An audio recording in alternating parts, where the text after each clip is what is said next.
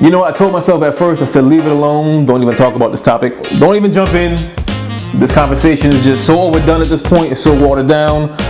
You know, this topic of Jordan versus LeBron as the GOAT. But I heard so many bad takes about this conversation over the last, several days, weeks, whatever it's been since the Lakers won their last championship, that I'm like, let me just jump in real quick. Just get my 2 cents, my perspective. Again, I heard a lot of crazy takes.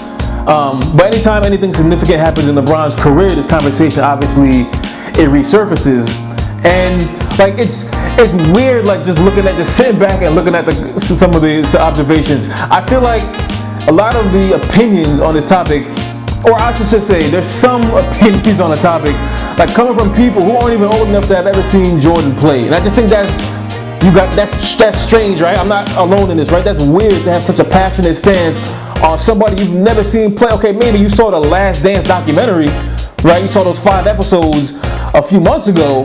Like, okay, but that doesn't tell the whole story. But like talking about just these players, right? Jordan versus Bron.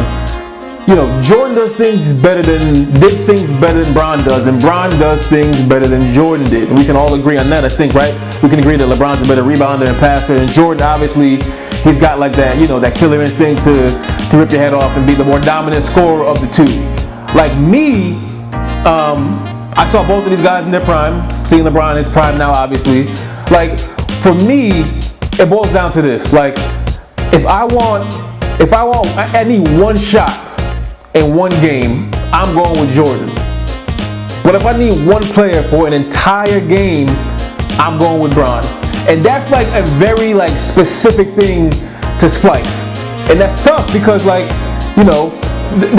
does that factor into your decision? No, but it factors into mine. And by the way, there's no right answer to this conversation, Jordan versus Bron. Like, I don't know. Some days I feel like it's Bron. Some days I feel like it's Mike. Like I don't know. And like the people on the side of Jordan, like their biggest arguing chip is the fact that Jordan never lost in the finals. He's 6-0, and LeBron is 4-6 in the finals.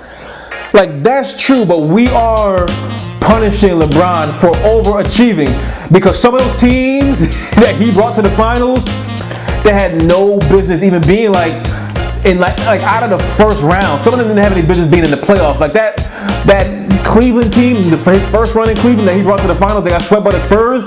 Like, come on, that team might not even be a playoff team, seriously, without LeBron.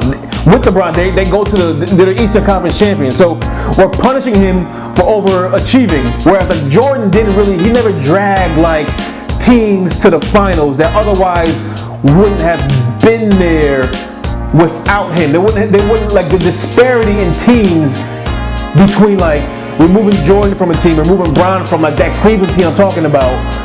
You would give the edge to Bron. He had a bigger impact on that Cleveland team than Jordan did on those Bulls teams. Because when Jordan went to go play baseball, they still went deep into the playoffs led by Pippen, right? So I just made an argument for both guys, and that wasn't even my intent.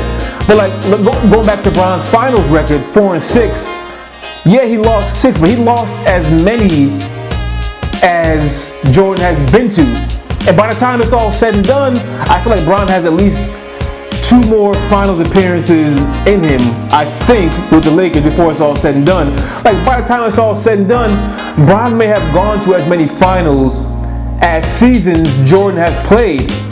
Again, that's a point for Bron, but going back to Mike, when he goes to the finals, he smells blood in the water, right?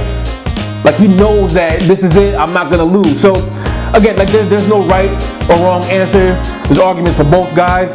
But I think here's what it boils down to. It really boils down, assuming you're old enough to have seen both guys play, right? Usually, it boils down to how old you are. If you grew up and Jordan was your guy, right? If you're 35 or older, Jordan was your guy. For someone to try to convince you that LeBron is better, that's somebody messing with your childhood. Somebody is trying to alter and change they're trying to compete with your childhood. They can't compete with your childhood. They can't do it. So it's an uphill battle trying to convince somebody, again, who's 35 or older Jordan was really that guy. You can't convince him that anything LeBron does, you can't convince him. If you're younger, Bron is probably a guy because, again, all you saw was the Last Dance documentary. So what's the right answer? I don't know. I don't care. I know Bron has a couple years left. What he does from here on out, I don't think changes the conversation. Why don't we just sit back, enjoy basketball, and let's just stop taking LeBron for granted. I said it.